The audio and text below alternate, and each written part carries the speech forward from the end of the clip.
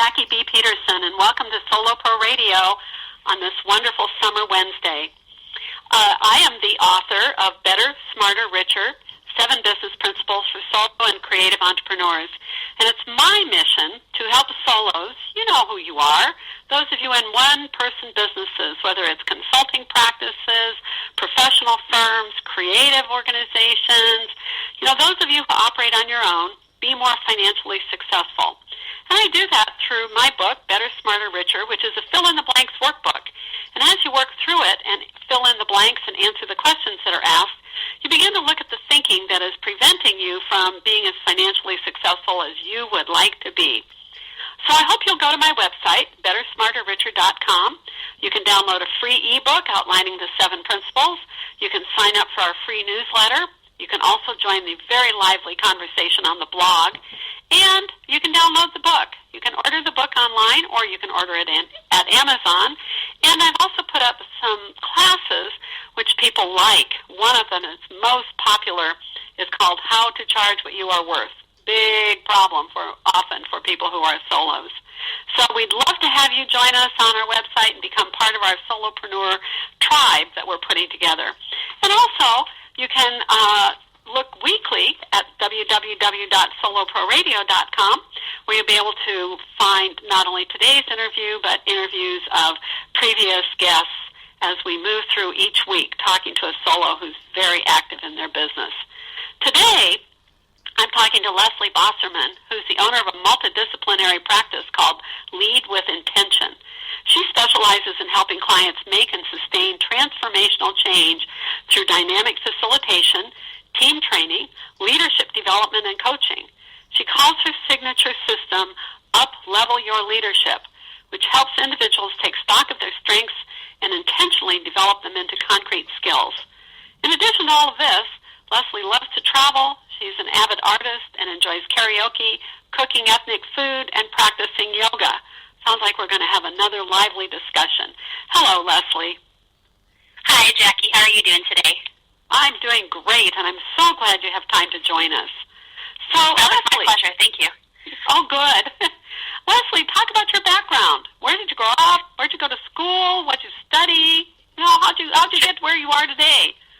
Yeah, sure. I'll give you the abridged version for our listeners' sake. I grew up in the San Francisco Bay Area, so I'm a California native, and after graduating high school, I wanted to pursue a career in broadcast journalism. So I went down to UCLA, and I got into their communications school, and I had one of my first very formative moments when I was 19 years old. I had worked my way up in the student media station there to being a writer, to an editor, to a producer, to an anchor. And it was my so-called dream at 19. And I was sitting there reading the teleprompter, and there was a program about homelessness in Los Angeles and what students could do to get involved and make change. And as I was reading that and just reading what had happened the day before, I realized I'm on the wrong side of the camera. I want to be making the change, not reporting on what had happened already. And I walked back to my dorm that night. I was on the leadership board for our residence halls, and I thought, how do I get on the other side? So at the young age of 19, I really grasped a bigger vision for what I wanted to do that's really followed that thread through my life now. After graduating with my undergrad in communication and education, I went back to school. I got my master's in education at UCLA again, and I started a 10-year career working in student services and leadership development in higher education. It took me from the residence halls of UCLA to large Midwestern, corn-fed University of Illinois campus, where I ran a campus-wide leadership certificate program that trained over 500 volunteer leadership coaches. And that's why I really got into coaching, and I was training these coaches, teaching them how to work with students, how to help them kind of draw out their leadership capacity, understand their strengths and values. And I realized there was something, again, more for me there. I loved what I was doing. It wasn't fulfilling. And if I was really going to walk my talk and be authentic, and that's what I was telling my students to do and working with these volunteer coaches to do, I needed to take it a step further. So after doing all of that and really trying to build my career in higher education, I took another step, and I went back and got my coaching certification through the Coaches Training Institute.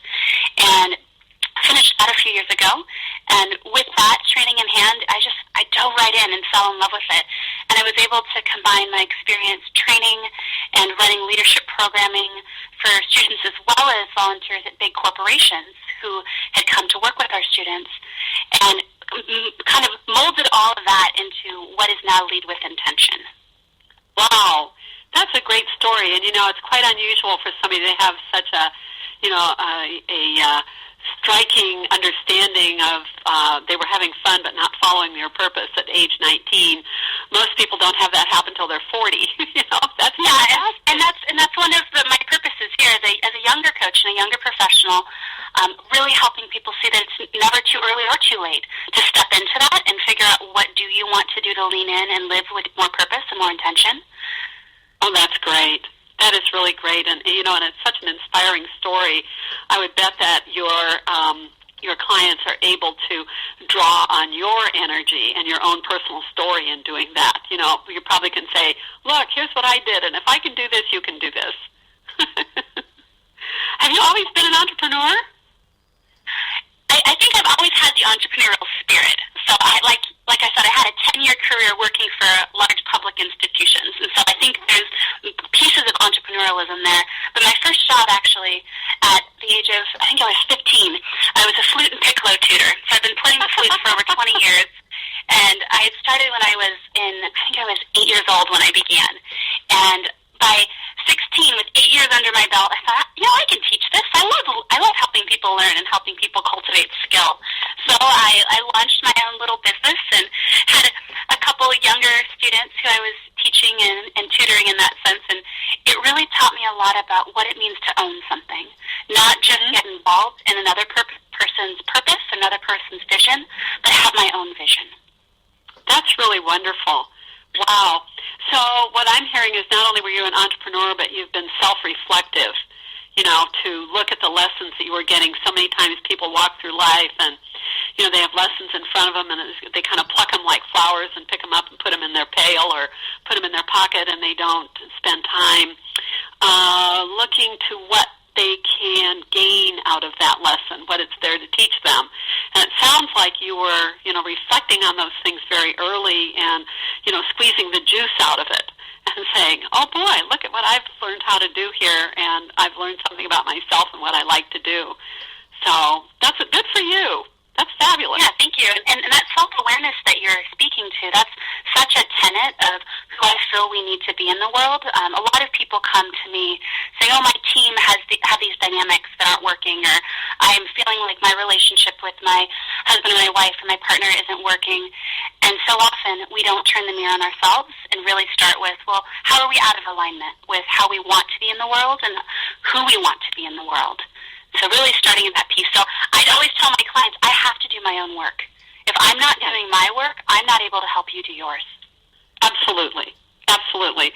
I used to laugh, Leslie, I used to do a lot of training like you talk about. I had a consulting firm and would be doing a lot of training of what was at that point called the soft skills, and now they're called the necessary skills, but a lot of the soft skills. And so I would say to people, I'm getting to do all my personal work standing in front of a group of people teaching. Beautiful. Yes. Yeah. Lucky me. I get to be in front of a group of people while I do this, while I learn my own stuff. So tell us about your coaching practice, and your bio calls you a fulfillment specialist. So what does a fulfillment specialist mean? Yeah, it's interesting. It's an interesting title. Oftentimes people call me and they say, are you going to be the one to fulfill our orders? And I'm like, no, yeah. It's not that kind of fulfillment. So for years I had called myself a life coach, which I think many people do when they begin. And I realized that wasn't giving me that kind of traction, and it wasn't as authentic for what I truly do with my clients. So I sat down with my own coach and I said, what do I bring to the world? Who am I, and what can I help other people see? And the bottom line is I help people realize and live more fulfilling lives. And I do that through helping people get in touch with their core values, identify them and integrate them in their lives, live by energizing actions through their strengths, and then take all of that, amplify their leadership, influence their team, and really change their organizations. So a fulfillment specialist, I would say, is somebody who takes all of the juice, like you said, in your life and helps it flow better. It helps it be more in alignment. You feel like you're living a life that you were intended to live, not one you just fell into or grew comfortable in. Oh, that's great. That is so great. That's a wonderful thing. And, you know, I've also noticed that if we don't talk about it, and you're very articulate and enthusiastic in what you're talking about, but if we don't talk about it as we're doing it, people don't take the conversation to that level. You know, they don't go there, and they don't talk about what's really going on for them or the deepness of what they can gather out of experiences and interactions. And then we lose it. We lose that opportunity, you know, to really, really fulfill ourselves. So cool. Well, and so often there's not a platform for it. We don't sit at our dinner table saying, how do I live out my core values today? Some people do, but not the normal conversation, right? We kind of push our food around with our fork or eat as fast as we can so we can get to the next thing. And what if our conversations, what if our ways of being shifted? And that's what I really want people to see, that it's not just one way you have to be living. There are so many perspectives and possibilities, and opening them up to that so they can tap into what they really want to do. Oh, I love that. And I think you're right. You know, we have to begin talking about it. We can't pretend that it's not there or it's not important to us or it's not going on. And so I can see that you would be moving the conversation there all of the time. Yeah, and learning the skills of how to talk about it. I think so often we want to talk about it, we don't know how to. And so through a coaching relationship, that's a safe place that's designated to do that. But I really try to empower my clients, whether they're individuals who want to kind of lead with more intention and have more fulfillment, or organizational leaders who are managing teams and corporations, or even entrepreneurs. I help them use the skills so they can then do it in their other relationships. So coaching isn't the exception. That's great. So what's different about your program, Lead with Intention? What's different than, you know, other coaching programs? What distinguishes you? I look at it from when I think of what I'm trying to cultivate here. It's really the one-on-one personal relationship. A lot of coaches are out there trying to get as many clients as they can. They're very hungry for new opportunity. They'll grasp at anything that comes their way. I actually practice what my title of my company lives, leading with intention. So saying, what is my intention here? It's to build that focus on the individual I'm working with in that moment. So not just spreading myself too thin or trying to do it all at once, but really saying, what can I do to impact this person's life? So that can be through a one-on-one coaching relationship, like I mentioned. Another facet of what I do combines all of my background in training and development and bringing that into a more organizational setting or institutional setting, working with colleges and universities. But really what sets me apart from other trained coaches and practitioners is I am able to use the science of positive psychology and apply that through understanding strengths, curiosity, courage, creativity, hope, all of these things that are really fun and are things that our humanity just craves and speaks to. And I'm able to take what researchers have found in those areas and apply them to how I ask questions, how I design trainings. So it's not just whatever Leslie thinks. I am not a self-proclaimed expert by any means, but I'm a student and I'm someone who continues to learn and apply the things that I'm trying to cultivate in my practice. Wow, I love that. I love the idea of the positive psychology, and you named such great words of people's strengths or curiosity. And I mean, curiosity is so important, to be curious about the world. And I told someone I read a long time ago that said, curiosity is the cure for boredom. There is no cure for curiosity. I love that. I love that. That's so true. That's so true. You know, that to be curious about the world is a wonderful thing. And, you know, I feel like personally that the world is talking to us all the time. We just have to listen. And that means slowing down and paying attention. Yeah, I love that. Actually, you just bottom lined, I think, the key thing that my practice is built on. It's the idea of presence and purpose. Okay. Really focusing on how to get more present so you can become more self-aware, so you have the time, the space, the capacity, and then you can tap into your purpose.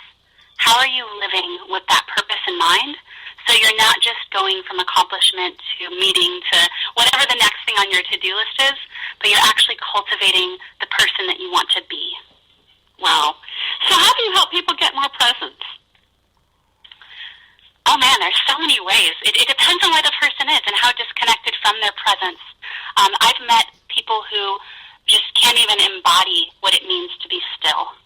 So the first thing I do is help people come back into their bodies, come back into their breath and into their place, tap into whatever is meaningful to them, get them to slow down their mind and their spirit enough to really just ground in what is true. Yes. The other thing is helping them connect to why it's important to be present. So often our intellectual brains dwell in the past, they ruminate on what has happened, or they focus on the future and are planning and daydreaming. So really coming back and saying, why is mindfulness and why is a present focus essential? And how do the past and the future ground us, too? How are they points of that? So I use a couple of different tactics, whether they're questions, reflections, visualizations, a lot of, I call it geography, where you're moving clients around using their bodies and asking them to take on different postures or take on different kind of places of being. So they're not just sitting in one place while you're coaching, but they're actually embodying their experience. Oh, that's a wonderful thing, because it's not just mental. It's all whole being to do it. It's your... Yeah, it's very holistic. Very holistic. I mean, it's your spirit, it's your physical being, it's your mind, it's your creativity, your imagination, but it's not just in your head. It's all of you that has to move to this and be in your presence. Wow, that's really kind of cool. So when did you start your business? Was it 10 years ago? I think I've been coaching for probably on and off for 10 years.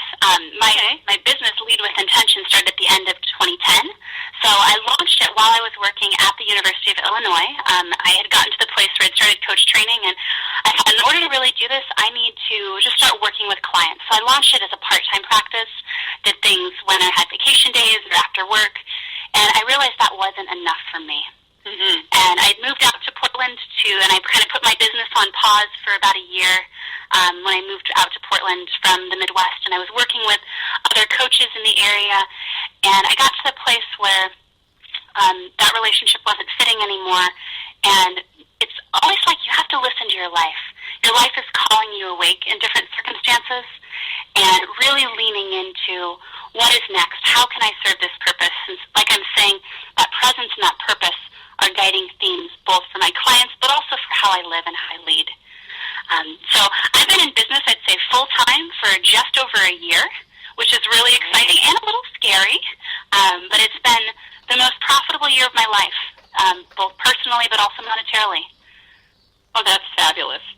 I think you have a presence, Leslie, and a tremendous enthusiasm.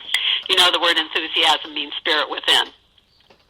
Oh, yeah, I think you have that, and that's a great gift, and I'm sure that it just emanates out of you, and your clients are very happy to be in your presence, and then you have the gift of being able to articulate, what is happening, and you can help give guidance to other people because you can articulate what's going on in the interaction with them, and I'm sure they just love it. Love it. Oh, that's such a lovely acknowledgement. Thank you so much, Jackie. Oh, you're welcome. So what do you like most about being in business for yourself, and least? Oh, I love the fact that I can design my life. That's what I'm trying to champion my clients to do, even if they're not in business for themselves, helping them see that there's not just one way. Being able to wake up and make breakfast for my husband and spend some time together and then dive into something that's energizing and motivating, hopefully, and looking at different opportunities to research new topics that kind of come up. I'm really studying energy management right now and how to not just manage our time, but actually manage our physical energy using our strengths. So taking some of the concepts that really just, they rock my world, and having the freedom to just run with that and see where that passion and that interest leads, and then offer it to people who really need it. Making authentic connection in the community, having a chance to serve on associations and nonprofit boards. So just, I think the freedom of kind of structuring my life and my schedule is a beautiful thing. The freedom to choose the work that I do. But there's also the shadow side of that.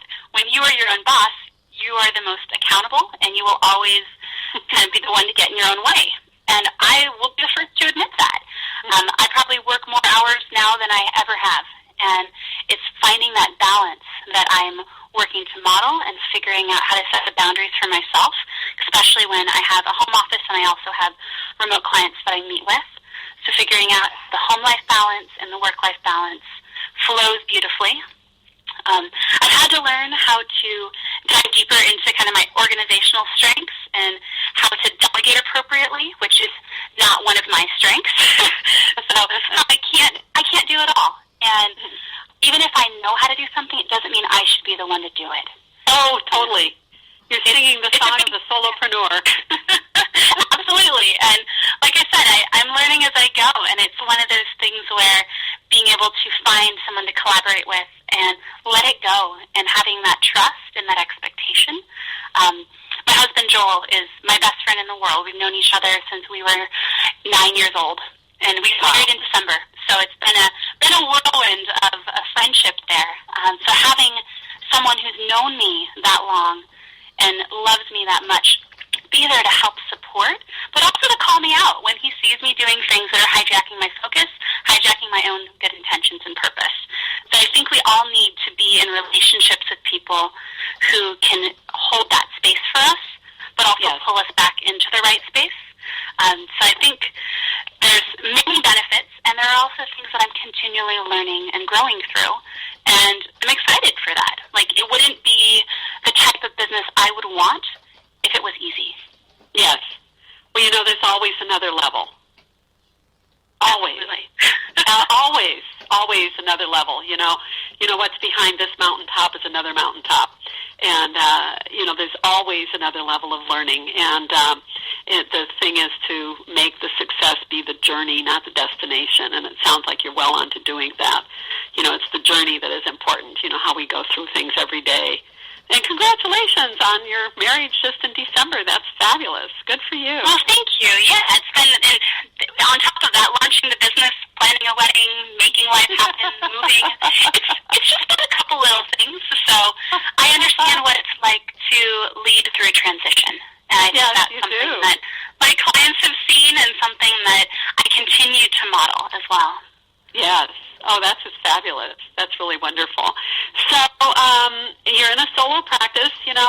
Just so you know, we've worked really hard in us as solopreneurs, and welcome to the fold, to develop a business model we call the water bug. And the water bug, if you can picture it, has you in the middle spending the majority of your time doing the things that you are absolutely fabulous at doing, and then outsourcing to other people. And you're finding this, I could hear it in what you're talking about. And then you outsource to other people the tasks that you really should not be doing. The things like maybe your bookkeeping or photographs for your website, or even maintaining your own website, or your tax return, or maybe somebody that helps you market or sets appointments for you, or, I have a team like that. And it's just a matter of if I were trying to spend my time doing the things that I'm really not very good at, and I'd be, it would take me 3 hours to do something someone else could do in 20 minutes, then I really ought to have somebody else do it, because it's their passion, not mine. And so we get this group of, people around us who are part of our team, and, we outsource to them all these pieces of work that we need to have done, and then we focus ourselves, in our own time, focused on what we do really, really well, and make sure that that's where we spend the majority of our time. And it makes us financially successful because we are billable for the thing that we're the best at, and then we can afford to pay other people for what they're the best at, and it works quite well. And the thing that's different about this is that in the traditional business model, you could picture a pyramid rather than a water bug. And, traditional business tells you that as you grow your business, you have to begin to hire people. And it doesn't take too long until what your work becomes is managing other people, not doing the work that you really want to do. And that's been a conundrum for solos for quite some time. And working with this water bug model, where you outsource to them, but you don't have to manage them because you are their beloved client rather than the boss. And, it's a totally different relationship, and it works really well to get the support you need for your business and, support your solo. So, there's a lot of people that are finding this way of doing business, and it's rising in popularity as more people move into one-person businesses, coaching, writing, painting, photography, professional health advising, technology people.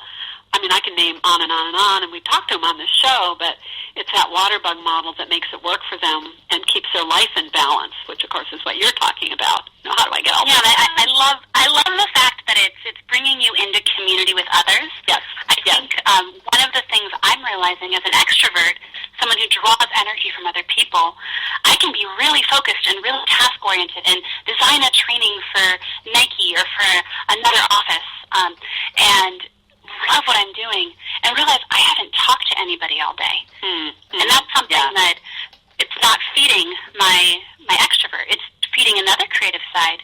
But my husband teases me that I go into the bank to deposit my checks instead of using an ATM because I want that interaction. Oh, I don't have a campus full of thousands of students who are knocking at my door all the time. Yeah. So it's choosing how to build that community, whether it's the bank teller or your bookkeeper. So how do you be in a relationship with others so you're supporting their strengths, as you're saying?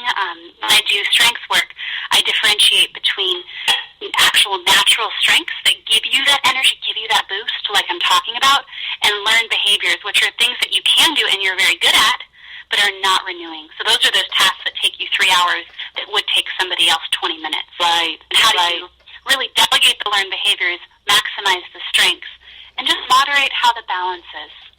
And Leslie, since time is our scarce resource, it's the only thing we can't get more of no matter what we do. So we have to guard it very carefully and spend it very carefully.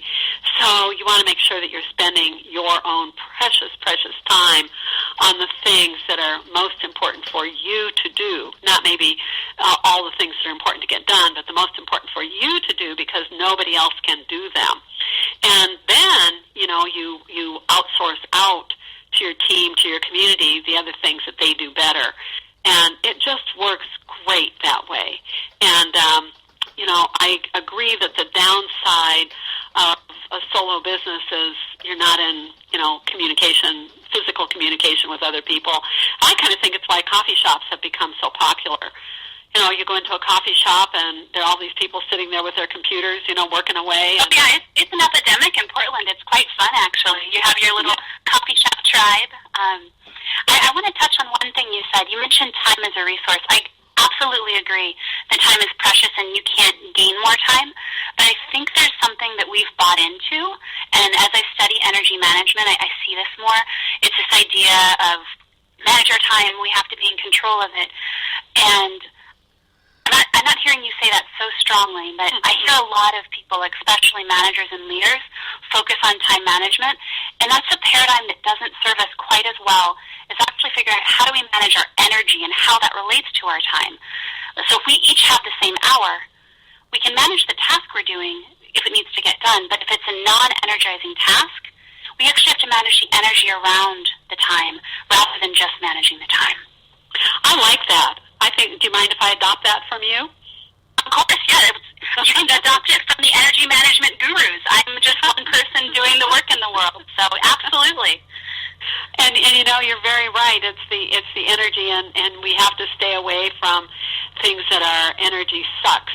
That sap our energy rather than enhance our energy. And it's very important that we do that. And what might be an energy drain to us can be very happily energizing to someone else.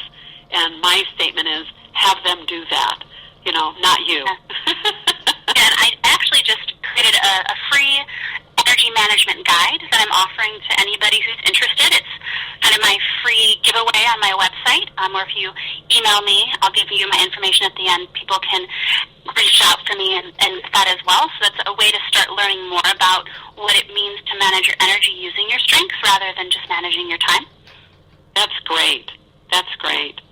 I think there'll be a rush to it. Many of our listeners are solopreneurs and working all the time diligently on carefully managing their time and energy. And, when I'm talking about time, I'm not talking about time management, as a beat you up, but more about, again, like self-awareness, to be aware of where it works for you to invest your time and where it does not work for you to do that, and to understand that wasted time, if it gives you energy and it would appear to someone else that you're wasting time, that's between you and your own time bank. But if it is not serving you, if you are doing something that is not serving you and is draining your energy, don't do it. And if it's something that still needs to be done for your business, find somebody for who that is a very exciting, energizing task. I know I learned that there are people that absolutely love to do your books. There's people that love to maintain your website, and people that just absolutely love to, all these other things that we have to do. And have them do it. Have them do it, because it'll be done with love and with joy. Yeah, and it's a sense of release, too. We get this idea, especially as solopreneurs, that we have to do it all in order for it to be our business, or we have to do it all in order to save money. I've fallen into this trap. I think we all have. This is a very common theme among creative, motivated, let's do it allers. And looking at it and going, what can I release to give to somebody else as a gift? I like that. Somebody their most favorite gift in the world, and you have that, and you're holding on to it, and it's not something you really like. Yeah. And you can give that gift away, and it benefits both of you. That's the expansiveness of being a solopreneur, in my opinion. Oh, I like that way. I like that way that, when you give up this work that you shouldn't be doing anyway, you're giving it to someone else who loves it and feels very comfortable doing it. What a great way to say that, Leslie. That's wonderful. So your online information talks about working internationally, and many solos would just love to do that. So talk about that. How'd you get started working with international clients, and what's unfolding in that for you? Yeah, of course. So much of who I am is shaped by where I've been and the opportunities that I've been blessed with. So whether that's through getting a passport at the age of 18 months to go to New Zealand with my family, or to being able to collaborate with other coaches who are doing work in Dubai, and having that opportunity to design curriculum for a character center, the first character center in the Middle East. And just being able to be in partnership with people who share that value of travel, and that our world is much bigger than where we plant our feet. That's something that I've really made a lifestyle, I would say. And my life goal is to travel to at least as many countries as I am years old. And I'm tied right now, which is pretty awesome. And I look at it as a chance to tap into other markets and other places. Where I get my international clients is when I'm in a relationship with people who are already doing some of that work, so I get brought into it. But it's also been through referral. So I've actually never had to go out and recruit clients heavily. I've always had leaders of corporations or just individuals who have friends in other places in the nation or in the world who said, hey, I worked with this coach, or I worked with this trainer and facilitator, and this is what's happened for me. And to me, that's such an honor. It's the most authentic and the most beautiful way to pay it forward. So when I've been able to do work internationally, it's been because of those referrals and because of those partnerships. And I'm actually really excited. In 3 weeks, my husband and I are taking a 1-year assignment to do a service project through the Office of the Royal Family in the Hashemite Kingdom of Jordan. So we're going to pick up in Portland, move to Jordan, which is kind of wild if you ask me, and dedicate a year of our life to serving a bigger purpose. And I still will be running my business and coaching clients and doing some remote work, but I'm really taking this time to activate my value of service and my value of cross-cultural work, and go there with my husband and have an adventure. I should say, wow. Have you ever been in that part of the world? I have, yeah. I was in Israel and Jordan in 2009. I only spent about a day and a half in Amman, where we'll be based. So It'll be an interesting experience to have it not just be a place we're traveling to, but a place we're residing in and building community in. We're also going with 3 other really motivated volunteers, so we'll work with them in collaboration and do some great work together. And it's going to be just another way to extend out and another way to tap into the global community. And I'm excited to see what unfolds. I've never had an experience where it was that open and that broad, and I don't know if I have any grand expectation. I'm just going. Well, I think you should. So, are you able to share with us anything about the project, or not yet? Sure, yeah. I can share what I know. So it's sponsored through Foundation Outreach International, which is a nonprofit organization that partners with different places around the world to do work, whether it's educational programs, volunteer projects to help bring more resources to different parts of the world, and then specific countries have had long-standing relationships. So Jordan is one of them, where they've been working together, I think, for 30, 35 years. So it's been sponsored through one of the prince's offices, through the royal family, so that relationship is really strong. So they're basically working in service to whatever projects that they assign us to. So there's a lot of diversity, a lot of opportunity. I'm definitely excited to apply the coaching and the leadership work that I do where appropriate and in an appropriate cultural context. So being able to take some of the work that I've done in diversity education and cross-cultural education from my college and university days and bring that over there as well. They must need your energy and your enthusiasm and your articulate vision of how we can be better people. So I think you're being called to do your work here. Yeah, it's following that calling. And so much of it, too, is stepping out of this Western mindset of how can you use my skills and my talents and stepping into an idea of how can I serve where there is a need. Wow. So you're going to continue your coaching business. So who exactly, Leslie, is your target customer? Great question. So it's interesting. Like I said, I don't go after necessarily, but I do market broadly through my website more passively and kind of have that as a sounding board. So I work specifically with individual leaders and their teams, and so that could be anyone from a solopreneur or an entrepreneur who has a larger team who wants to figure out how do I lead and how do I live with more integrity, with more purpose, with more presence, focus, motivation. So I really hone in on those skills. I do a mixture of leadership and lifestyle coaching, so it's not just about who am I as a business person, but who am I as a person running a business, so person first. And then what I love doing is working one-on-one, whether it's over the phone or Skype or in person. And then if they are working with a team, I will do some more analysis of kind of the positivity of their culture and looking at it from an organizational setting and going, what do you want to cultivate on this team?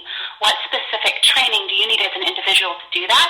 Whether it's more emotional intelligence, how to actually use some coaching skills working with and managing other people. Like I mentioned, strengths work and energy management. So what would actually enable this individual to go and be an effective leader, not just manage a team, but actually lead and influence? And then kind of the next level would be working with the team and saying, what does your team need? So not just you as a leader through your team, but actually the whole team. So I do a lot with that, but my main kind of target market or clientele are people looking to up-level their leadership. Great. And so there's somebody that would step forward to up-level their leadership and lead with intention. What differences can they expect to see in their companies? What happens? I think the biggest one is energy and engagement increase. When people actually feel like they're being seen, heard, and valued, they want to show up to work. I briefly touched upon the difference between involvement and ownership at the beginning, where you can't just be involved in something. You have to actually own it and lean into it and lead it. So there's a difference between being told what to do and kind of begrudgingly doing it to just get a paycheck, and to actually own it with excitement and to have that level of engagement and motivation increase. So I've seen teams who don't have any awareness of kind of where their natural strengths are, where that energy comes from, when they tap into that and they look at it not just for themselves, but for the people sitting across from them, for the people that they collaborate with on a day in and day out basis. How do they lean into their strengths? How do they let go of the things that aren't energizing, or delegate them, or at least be aware of them so they're not trigger points? And then great. Go ahead. Yeah. So I think positivity increases as well. That's something that I'm big on. Just how do you show more positivity and actually make work a place you want to come to? Because we do spend a lot of our time at work. Wow, that's fabulous. So, and I'm sure that all translates into the things that businesses measure, such as increased sales, increased profit, customer retention, employee retention, fewer mistakes, less warranty work, all that kind of. Oh, absolutely. And I intentionally don't say, I'm going to make sure you make more money, or I'm going to make sure that your employees don't quit. Like, I'm not somebody who goes after those more tactical goals. I look at it and saying, what shift do you want to see in the nature and the culture of your business? Because those things are measures, right? Like making sure your employees have high levels of retention, making sure you're going to meet your sales quotas. Those are measures that are very tangible. Mm-hmm. And it's interesting for me to say, I kind of delve into things that aren't quite as tangible. They're a little stickier in that. But I believe that when we focus on them and we take the ownership of that, we can make such a shift. But it takes some change. It takes some time and it takes some focus. Oh, that's fabulous. That's fabulous. So you do a lot of one-on-one, and then you move from there to working with the team, and you probably facilitate conversations and some training and all that kind of work. The technical things that you do, right? Yeah, I package that into my signature system, Up-Level Your Leadership. So what I described is really the 3 levels that I've designed, and I've tried it in numerous settings, from small shops where you have like a leader with 2 or 3 employees to working at the world headquarters of Nike just outside of Portland. So I've tried it in a number of places, and even with some international clients, to really hone this system. And it always will be evolving, and it's customizable for the team. But the gist of it is taking that first level, which I call insight, where it begins with understanding who you are as a leader and how to expand your influence. So that would be through coaching, through some targeted team training, through some individual strengths assessment. And then the second level is really diving deeper into saying, what do you need as a leader in order to go there with your team? So on level 1, if we figured out a lot of who you are, now what do you need to do based on who you are? So often we do it the opposite way. We say, what do I need to do? And that influences who I need to be. I say we need to figure out who we need to be so we know what we need to do. So level 2, impact, really dives deeper and helps you enhance who you are as a leader and how to improve your team. And then that takes it to the 3rd level, which I call integrate, which is where I work directly with the team and the leader in collaboration. So that could be through doing some team strengths mapping or a leadership development retreat with the team, some more team dynamic interventions. And through this whole system, I'm continuing to coach and work one-on-one with that leader. So my client has that foundation throughout the entire process where they're supported, they have a level of reflection, but they're seeing it build. They're seeing something grow beyond just a weekly coaching session. Wow, that's so great. They must be just humming with energy as you're working with them. I can, just kind of feel the, the energy moving.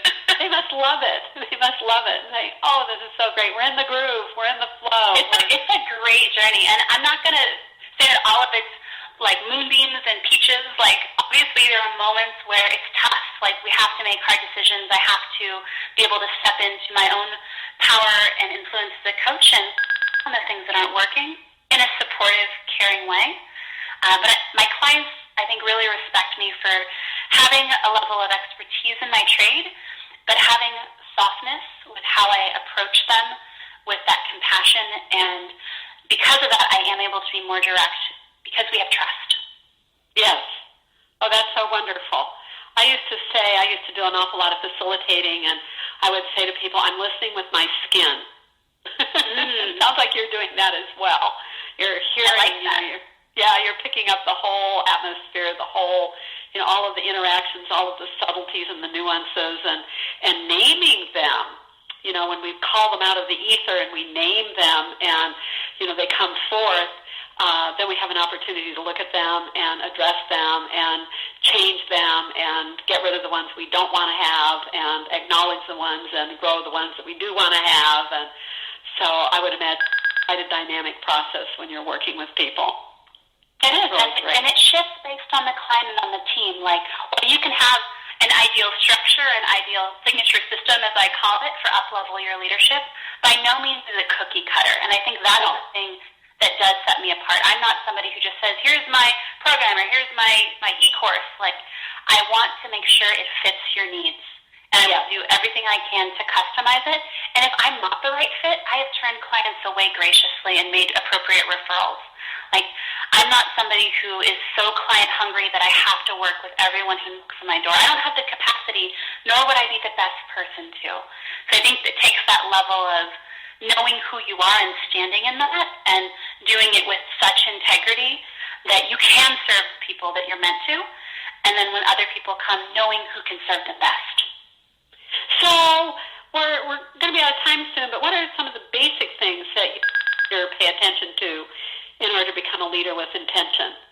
What are some of the things they need to? Great question.